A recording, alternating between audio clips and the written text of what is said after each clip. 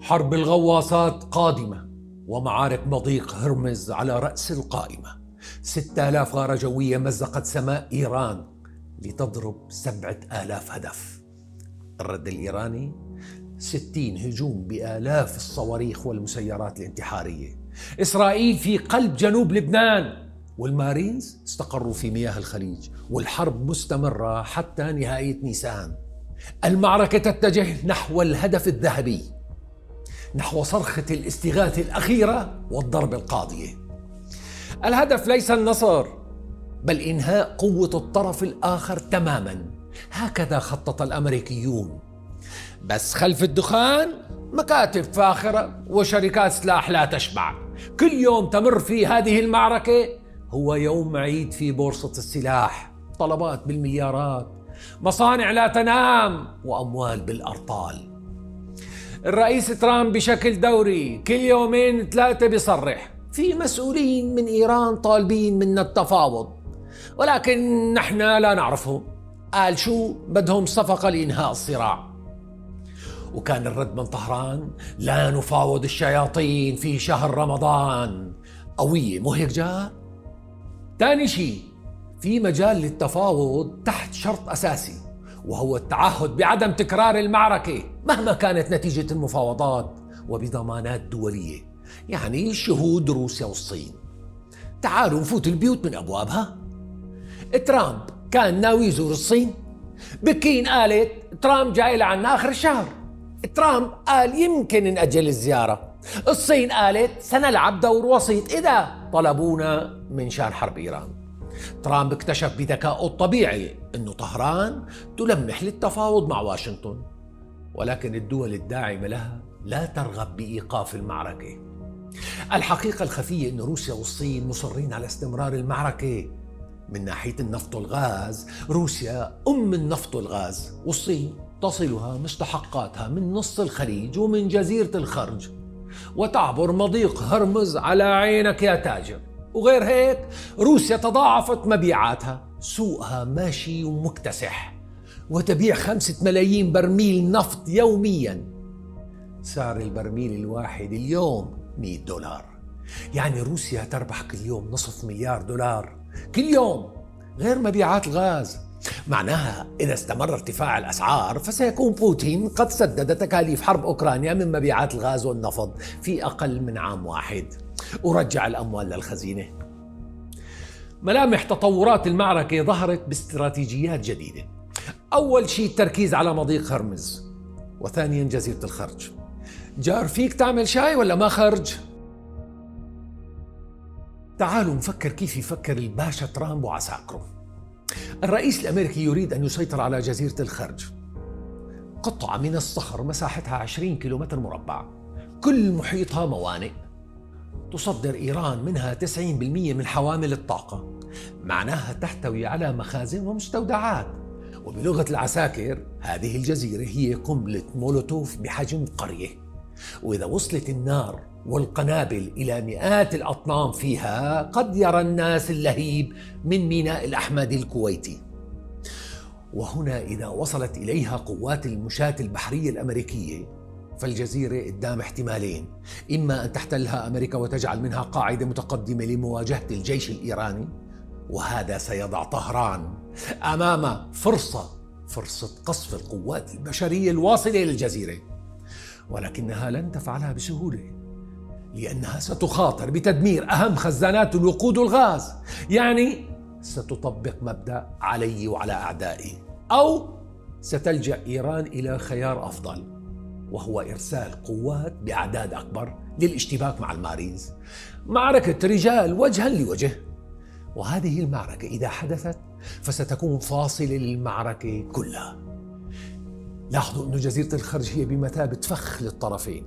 هي بالأول فخ سيقع فيه الأمريكان، ويمكن للحرس الثوري محاصرتهم واقتناص مجموعة منهم كأسرى غير اللي ممكن يقتلوهم، وهذا كافي لحسم المعركة، بحيث يترتب على أحداث الجزيرة استقطاب قوات دعم من كل الجهات، وتصبح الخرج بؤرة الصراع. ومن يكسب هنا يربح الحرب كلها، ويتمدد بالانتصارات في كل سواحل الخليج. وبالنسبة لإيران فوصول 2500 عسكري إلى الجزيرة كمان هو فخ، لأنه هذا سيدفع إيران إلى اختيار حل المواجهة البشرية بدل القصف بالصواريخ، حتى ما تحترق الجزيرة بما فيها من خزانات الغاز ومشتقات البترول. والمسافة بين الجزيرة والساحل الإيراني 30 كيلومتر، والمنطقة كلها مراقبة بالأقمار الصناعية الأمريكية والإسرائيلية، فأي طريقة لعبور الجيش الإيراني لاصطياد المارينز ستؤدي إلى اصطيادهم قبل وصولهم، وهذا أيضا سيرفع من وتيرة المواجهات ويزداد القصف الصاروخي على السفن الأمريكية. ولذلك من المحتمل جدا، نقول من المحتمل، أن تقوم أمريكا بقصف خزانات الوقود في الجزيرة تمهيدا لحرقها قبل أن تصلها القوات البشرية، حتى ما يوقعوا تحت احتمال القصف والاحتراق بعد وصولهم. ولكن الرد الإيراني سيكون أسوأ من المتوقع، ورح يكون الخطر أكبر على الموانئ العربية. من هلأ إيران بعثت إنذار: أي استهداف لمخازن النفط في جزيرة الخرج سيكون الرد بقصف خزانات النفط على خط الساحل الغربي للخليج، يعني قطع أوردة الحياة لدول الخليج العربي. وهذا سيؤدي إلى كارثة اقتصادية وتداعيات سياسية بمنتهى الخطورة. خليك معي جار وركز منيح. اقتراب القوات الأمريكية من الجزيرة سيسبقه بالضرورة حرق مخازنها، وهذا سيؤدي إلى رد إيراني بقصف الحقول والمخازن النفطية العربية بحجة أنه أمريكا تستفيد منها. بعدها ضوء أخضر شبه عالمي لأمريكا وإسرائيل باستخدام أسلحة تدمير شامل، وهذا سيؤدي إلى نهاية النظام الإيراني، ولكن للأسف مع خسائر بشرية كبيرة. يعني سيناريو جزيرة الخرج كافي لوحده يوصلنا إلى ختام المعركة. نجي هلأ لسيناريو المضيق. إيران زرعت بعض الجوانب الشرقية للخليج بألغام بحرية، وتمتلك قوارب مفخخة يمكن التحكم بها عن بعد، يعني فيك تقول مسيرات بحرية، ولذلك هي مستعدة لمعركة عند بوابة هرمز، ولكنها لا تريد أن تخوض هذه الموقعة حتى لا تخسر مواقف الدول المساندة لها أو اللي سفنها تعبر منها. وإذا حدثت المعركة فالعبور سيتوقف نهائياً. لذلك إيران بدأت تسيطر على المضيق وتسمح لسفن محددة بالمرور باستثناء ما يتعلق بالمصالح الأمريكية، ولكن أمريكا بدها تفتح معركة في المضيق. ليش؟ لاستدراج القوات الإيرانية، والباشا ترامب يريد بأي طريقة كسر الجيش الإيراني باستهداف القوات البشرية فيه حتى يحقق ضربة لمعنويات الجيش الأمريكي والصهيوني.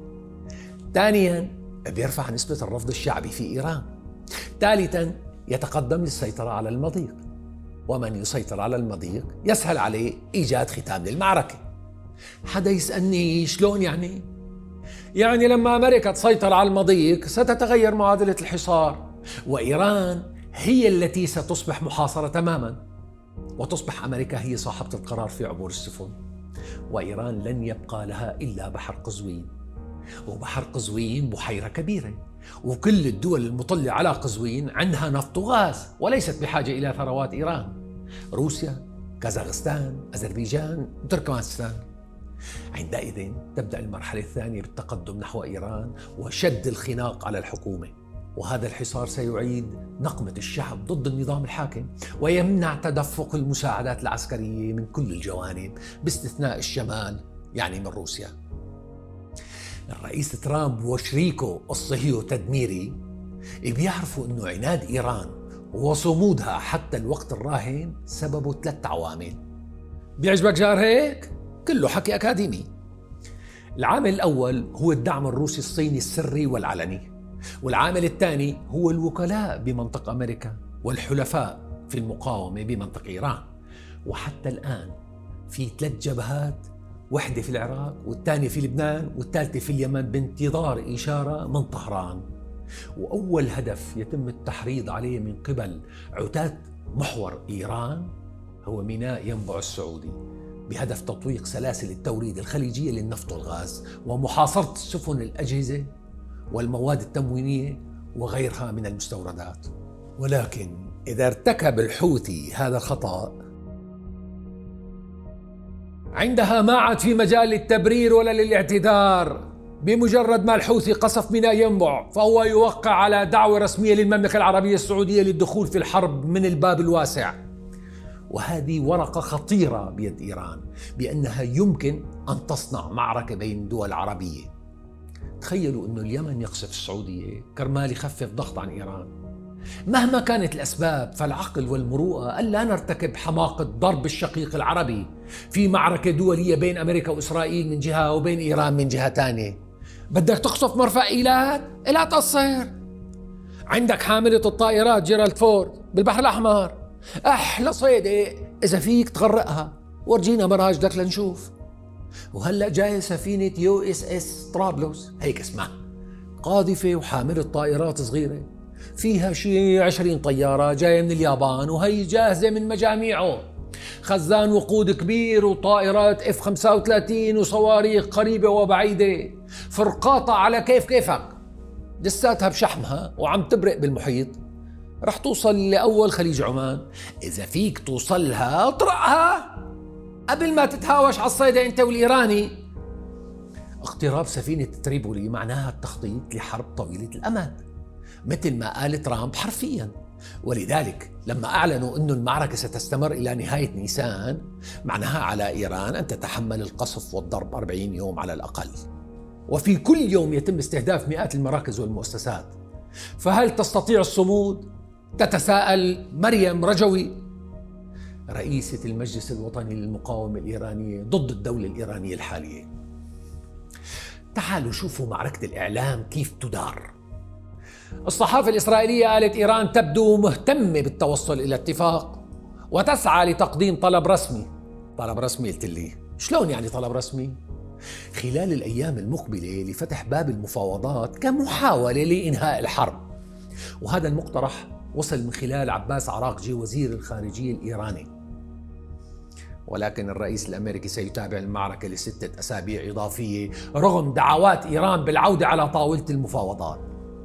والرئيس ترامب كمان قال وين المرشد الجديد؟ مجتبى خامنئي ما حدا شافه لحد اليوم، لا يكون مصاب وحالته صعبة، ليش مخبينه؟ حطوها على عيننا وخلونا نشوفه. ما في ساعة زمن تم استدعاء أبو العبس إلى دائرة القرار العسكري في طهران. أنت اللي ضارب هذا التخبيص؟ لك نحن عم نترجى المفاوضات؟ أنت بدك تبهدلنا وتجيب لنا العار بعد كل هالصبر والقصف؟ شو بدك نقول لحلفائنا في لبنان والعراق؟ ها؟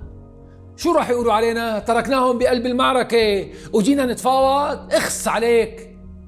أنا أعوذ بالله من غضب الله، يحرم علي الحلال إذا حكيت مع حدا من الأمريكان. لكن قوم هلأ فورا صلح الموضوع. ومن شان المرشد المجتبى شو أحكي؟ لا تحكي شي، خلي الرئيس ترامب متشوق ليشوفه، خليها حسرة بقلبه. ساعة زمان كان الوزير عراقجي بتصريحات جديدة إلى من يهمه الأمر: إيران لم تطلب وقفا لإطلاق النار ولا التفاوض، وإن مثل هذه المزاعم ما هي إلا أوهام، وحاج خزعبلات من هون ومن هون، روحوا العبوا غيرها. يا ويلكم ما بتخافوا من الله؟ يعني آخر مرة حكيت مع ويتكوف مبعوث الرئيس ترامب كان قبل الهجوم الأمريكي على إيران. وبحب طمنكم القوات المسلحة الإيرانية ما زالت واقفة على رجليها وستواصل هجماتها. لإمتى؟ قال لحتى يفهم الرئيس الأمريكي أن الحرب غير القانونية التي فرضها على الأمريكيين والإيرانيين هي خطوة خاطئة ولازم يدفع تعويضات لضحايا هذه الحرب. المعركة الإعلامية بمنتهى الأهمية لأنها ترسم ملامح المرحلة المقبلة، وهذا الحوار اللي صار بيكشف المستور بين السطور. الأمريكي يريد من إيران قرارا باستمرار الحرب حتى ما يقولوا إنهم فعلا كانوا طالبين سلام وحوار وتفاوض، وأمريكا رفضت السلام وأكملت الحرب. بهذا الرد المطلوب أمريكيا الوزير عراقجي أعطى الذريعة والحجة لترامب ونتنياهو باستمرار المعركة. وبالحقيقة لن تتوقف أمريكا وإسرائيل قبل أن يصل صوت استغاثة وليس صوت طلب تفاوض. طلب التفاوض يعني مراوغة وكسب وقت وإيقاف معركة، ولكن ازدياد الضغط وتشديد الحصار وتكثيف القصف مع الأيام سيجبر إيران على الاتصال مع الروس والصينيين وطلب المساندة المباشرة والتواصل مع دول الجوار لتأمين ملاجئ سياسية لعشرات المسؤولين من باب الاحتياط. يعني مو كله على روسيا، عندها اللي مكفيها.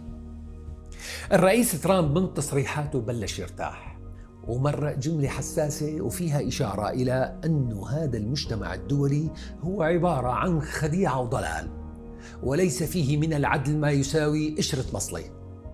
ولما أحد مستشاري ترامب سأله هل من الممكن إسرائيل تصعد إلى درجة خطيرة بالمعركة؟ فقال بصريح العبارة أن إسرائيل لن تستخدم سلاحا نوويا في حربها مع إيران. إيه كتر خيرك والله، أنت عملت معركة طويلة عريضة وقصفت دولة كاملة وتسببت بقصف موانئ ومدن ومطارات ل7 دول بحجة أنه في احتمال إيران تمتلك سلاح نووي، في حين تعترف بلسانك أنه إسرائيل المعتدي على العرب وإيران وفلسطين وسوريا وجنوب لبنان لديها سلاح نووي. هذا بحد ذاته دليل إدانة لإسرائيل وللولايات المتحدة اللي بدها تمنع إيران من امتلاك سلاح نووي وتسمح لإسرائيل بامتلاك الخطر النووي نفسه. ولذلك من المحتمل جدا أنه إيران تقوم بقصف مفاعلات إسرائيل في النقب، وساعتها خلي الغبار الذري يغطي الأرض المحتلة وسيناء وخليج العقبة، وربما يصل إلى معان في الأردن لا قدر الله. وإذا كانت رياح الخماسين بموسمها فالإشعاع سيغمر المناطق المأهولة من الأردن وفلسطين وقد يصل إلى أطراف سوريا.